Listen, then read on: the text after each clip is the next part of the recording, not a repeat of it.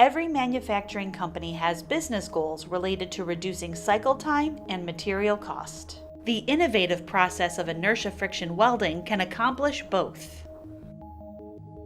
It can weld dissimilar metals, even where traditional welding cannot. One piece is clamped into a spindle chuck with flywheels for rotating, and a second piece is placed in a stationary holding device. The first piece will start rotating at an accelerated speed, building inertia. The two pieces are then brought together for first contact, causing friction.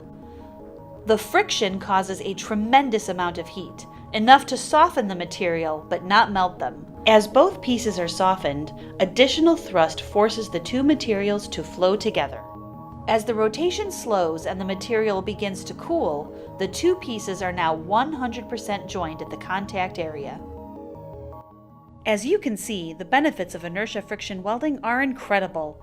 Check out our blog at pierceindustries.com for more information. Call us today to learn what Pierce can do for you.